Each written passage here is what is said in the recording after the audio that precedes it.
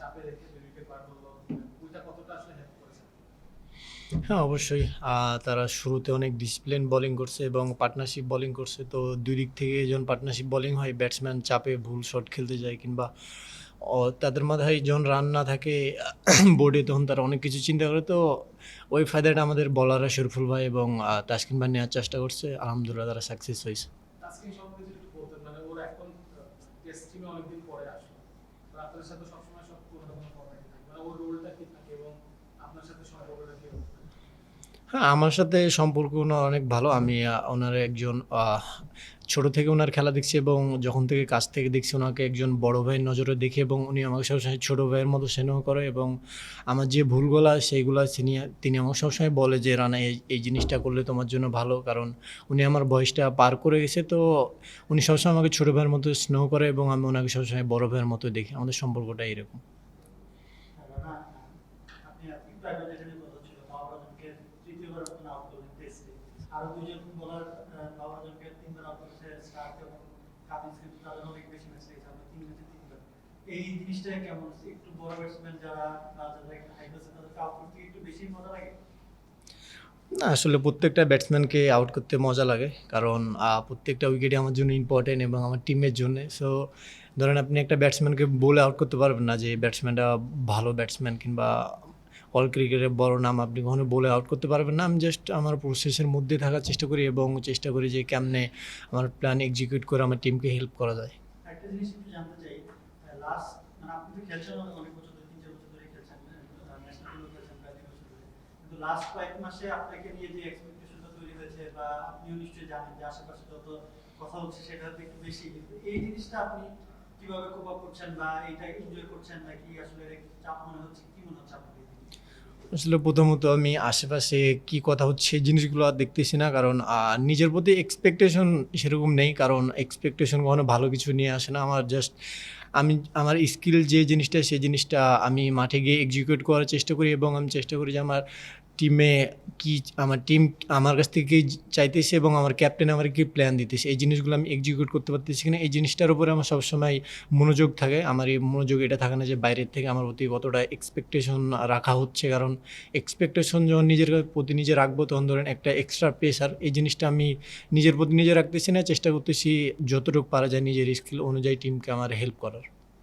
Right, মানে সব ফরম্যাটেই ভালো করছেন, আপনাকে নিয়ে আলোচনা মানে আতঙ্ক ছড়াচ্ছেন ব্যাটসম্যানদের, এই যে সময়টা যাচ্ছে আপনার দারুণ উপভোগ করছেন নিশ্চয়ই, মানে আপনি কি মনে হয় যে এটা একটা আপনার জন্য একটা টার্নিং পয়েন্ট, যে বিশ্ব ক্রিকেটে একটা বড় নাম হবেন আগামীতে, এরকম একটা টার্নিং পয়েন্ট যাচ্ছে কিনা আপনার ক্যারিয়ারে? আসলে আগে থেকে বেশি কিছু চিন্তা করতেছি না। জাস্ট একটা জিনিস চিন্তা করতেছি, আলহামদুলিল্লাহ আল্লাহর রহমতে সময়টা ভালো যাচ্ছে, এনজয় করতেছি এবং চেষ্টা করতেছি যাতে দেশের হয়ে কিছু ভালো কিছু করতে পারি। যারা উইকেটে যেমন যেমন আছে এখন যে অবস্থা হচ্ছে, বোলার হিসেবেও একটা মনে হচ্ছে যে কমপ্লিট সবাই একটা যেভাবে প্রভাব বিস্তার করছেন একটা আলাদা পর্যায়ে আছে, বাংলাদেশ একটা ভালো লিডের দিকে যাচ্ছে। আসলে মানে আপনাদের আত্মবিশ্বাসটা কেমন যে ওদের এই ব্যাটসম্যান বা এই উইকেটে মানে 200 বা 250 এরকম একটা টার্গেটের ভিতরে আপনারা করতে পারবেন, এই ধরনের একটা আত্মবিশ্বাস মানে আলোচনা আপনাদের হয়, সেটা কি রকম বা কি ধরনের আলোচনা হয়? বর্তমানে একটাই প্ল্যান যে আমরা যেহেতু টেস্টের ২ দিন শেষ হইছে, আরও ৩ দিন আছে। আমরা কালকে যতক্ষণ পারবো ব্যাটিং করব। সেরকম কোনো টার্গেট নেই যে ২০০ কিংবা ২৫০, ৩০০ দিতে হবে। কারণ লং টাইম পড়ে আসে। কালকের পরে আরও ২ দিন আছে। তো আমরা চেষ্টা করব কালকে ফুল ডে ব্যাটিং করার।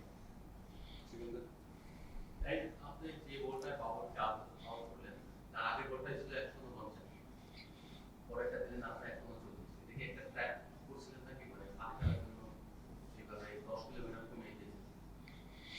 হ্যাঁ, অবশ্যই যখন আপনি কোয়ালিটি ব্যাটসম্যানকে কোয়ালিটি কিংবা যেকোনো ব্যাটসম্যানকে বোলিং করেন, আপনার পেসে বোলিং কিংবা স্কিলে বোলিং কিছু একটু ডিফারেন্ট আসলে ব্যাটসম্যানরা আনইজি ফিল করে। তো আমি জাস্ট চেষ্টা করছি, আলহামদুলিল্লাহ এক্সিকিউট হইছে। শেষ দিকে সাজিদ খান বেশ কয়েকটা ছক্কা মারলো, ওইখানে যদি স্পিনারের জায়গায় পেসাররা আরেক পাশ থেকে আসতো, তাহলে কি লিডটা আরো বড় হতে পারত? না, কারণ তাইজুল ভাই চেষ্টা করছে, কারণ উনি অনেক ভালো বোলিং করছে, ৩ উইকেট পাইছে। তো উনি চেষ্টা করছে যে সাজিদ ভাই ভালো হিট বাউন্ডারি মারছে। তো ঠিক আছে, এটা ক্রিকেটে ধরেন ডু অর ডাই। উনি চেষ্টা করছে, হিট হইছে। ঠিক আছে। আর আমি দুটো ছোট প্রশ্ন, একটা হচ্ছে কত রান করলে মনে হয় আপনারা ডিফেন্ড করতে পারবেন, উইকেটটা কেমন সেই অনুযায়ী কি মনে হয়েছে, আর একটা হচ্ছে আপনার ফিটনেস নিয়ে অনেক কথা হচ্ছে, মানে মানে মানে ছবি ভাইরাল হয়েছে, ফিটনেস নিয়ে কেমন কাজ করেন এবং আলাদা সময় দেন কি? মানে আলাদা ফিটনেস দেখা গেছে বাড়িতে ফিটনেস আর হচ্ছে কথা বলতে হবে। প্রথম যে প্রশ্নটা করলেন যে আমরা কত হলে ডিফেন্ড করবো, কালকে প্রথমত কালকে আমরা সারাদিন ব্যাটিং করতে চাই, ব্যাটিং করে জয়রানি হয়ে আমরা ডিফেন্ড করতে চাই। আর ফিটনেসের কথা যেটা বললেন, এই যে স্পোর্টসম্যান হিসাবে এই জিনিসটা আমার ধরেন এটা আমার রুটিন, যে ধরেন আমি ক্রিকেট যেহেতু বেছে নিছি, সো এই জিনিসটা খেলার জন্য আমার যে কাজগুলো করা লাগে বাইরে, সো এই জিনিসগুলো আমি সবসময় নিজের সাথে কখনো ধরেন করি না, নিজেকে কখনো ফাঁকি দেই না, চেষ্টা করি যে নিজের এফোর্টটা কিংবা নিজের ফিটনেসটা সবসময় হাই লেভেলে রাখার, ওই জিনিসটাই চেষ্টা করতেছি। টিভিতে সময় দেখলাম আপনি মানে 5 মিনিট পরে মনে নেমে গেছিলেন, যে বলে প্র্যাকটিস করছেন, ছোট্ট বিরতি নিতে টিভি, তারপর আগে নিয়ে মানে ব্যাখ্যা করছিল মানে টিভিটাকে করবেন, আপনাকে হয়তো আগে থেকে ম্যাচ দেওয়া হয়েছিল, জি, বুঝি নাই। আপনাকে আগে থেকে ম্যাচ দেওয়া হয়েছিল যে আপনি টেলেন্টের যে দুজন আছে আপনাকেই শেষ করতে হবে, এই জন্য কি আগে আগে ভাগে নেমেছিলেন? না, আসলে যখনই ক্যাপ্টেন বলে যে বোলিং করবা, তার একটু আগে এসে ওয়ার্ম আপ করি, যাতে বডিটা ভালো মতো গরম হয়ে যায় এবং ম্যাচের ভিতরে গিয়ে যাতে ধরেন ওয়ার্ম আপ বল না লাগে, যাতে প্রথম বল থেকে এফোর্ট বল করতে পারে, এর জন্যই।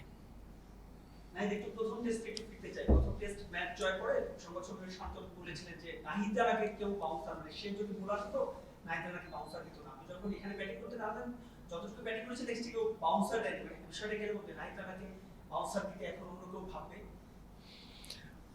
বাউন্সার দিতে ভাববে কিনা জানি না, তবে এতটুকু বলতে পারি আমাকে কেউ বাউন্সার মারলে আমি তাকে ছেড়ে কথা বলবো না, এটা বলতে পারি। নাহিদ, আপনি 3 সংস্করণে খেলতেছেন, মানে একটার পর একটা খেলা আসে, নিজেরা আসলে কিভাবে মেইনটেইন করেন আর কি 3 সংস্করণে ভিন্ন ভিন্ন সময় ভিন্ন ভিন্ন খেলা? আসলে আমি চেষ্টা করি কেমনে যারা ট্রেনার আছে বিসিবিতে তাদের সাথে কথা বলি, এবং আমি চেষ্টা করি যে কেমনে আমার ভালো ট্রেনিং করা যায় এবং ভালো খাওয়া দাওয়া এবং ভালো ঘুম, এই জিনিসগুলো আমি সবসময় মনোযোগ দিয়ে থাকি, যে কেমনে নিজের ফিটনেসটা আরও ভালো উপর লেভেলে নেওয়া যায়, কিংবা ভালো ফুড এবং ভালো ঘুম, এই 3টে জিনিসে আমি চেষ্টা করতেছি ভালো করার। তো আলহামদুলিল্লাহ প্রসেস আছে, ভালো হচ্ছে। সংস্করণ ভেদে আলাদা কোনো প্রস্তুতি নেন? আলাদা প্রস্তুতি বলতে পারেন যে আমি চেষ্টা করি সবসময় যে নিজেকে যখন ধরেন অফ টাইমে থাকি, অফ টাইমটাতে আমি ধরেন অ্যাক্টিভ রেস্ট করার চেষ্টা করি যখন বাসায় থাকি, এই কিছু কিছু জিনিস এক্সট্রা, তাছাড়া সিমিলার। নাহিদ, টেস্টের আগে মুশফিক এসেছিল আমাদের সাথে প্রেস কনফারেন্স করতে, ওখানে মুশফিক আপনার ব্যাপারে জিজ্ঞেস করেছিলাম, বলেছিল যে আপনার মানে ফার্স্ট ক্লাস ক্যারিয়ারে দেখে তার খুব ভালো লেগেছে যে আপনি এক্সট্রা কাজ করেন বা আপনার একটা তাগিদ আছে সিনিয়রদের সাথে কথা বলার। মুশফিক যখন মাঠে থাকে, মুশফিকের সাথে যখন খেলা, তাসকিনের কথা বললেন, এরকম প্লেয়ারদের সাথে ড্রেসিং রুম শেয়ার করা বা মাঠে টাইম শেয়ার করাটা কতটা গুরুত্বপূর্ণ? হ্যাঁ, অবশ্যই এরকম যখন ধরেন একটা আমাদের দেশের লিজেন্ড মুশফিক ভাই, তো যখন একটা লিজেন্ডের সাথে আপনি ড্রেসিং রুম শেয়ার করবেন, তখন অনেক কিছু শেখার আছে। তো ওনার সাথে আমি এই জিনিসটা অনেক আগে আমার সৌভাগ্য হয়েছে ওনার সাথে ড্রেসিং রুম শেয়ার করার ফার্স্ট ক্লাসে।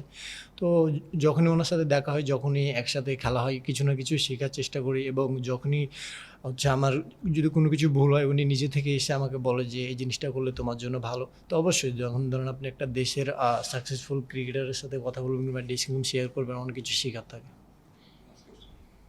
দুই যে খেলাধুলা, দুই দিনের মধ্যে আসলে টার্নিং পয়েন্টটা কোথায় ছিল? সেটা কি আপনাদের ব্যাটিং এ না আজকে bowling এ? আমি বলবো আমাদের টার্নিং পয়েন্টটা ছিল লিটন দার ব্যাটিং, তারপর হচ্ছে যে শেষের দিকে তাইজুল ভাই, তাসকিন ভাই, শরীফুল, এই লাস্টের দিকে ব্যাটিং, এদের টার্নিং পয়েন্টটা বেশি ছিল। কারণ ধরেন বলিং তো ধরেন আমরা আলহামদুলিল্লাহ ভালো করছি, বাট যদি লিটন দা ব্যাটিং 100টা না হতো, তো আমরা একটু ব্যাকফুটে থাকতাম। তো আমি মনে করি টার্নিং পয়েন্ট দাদার 100টা ছিল।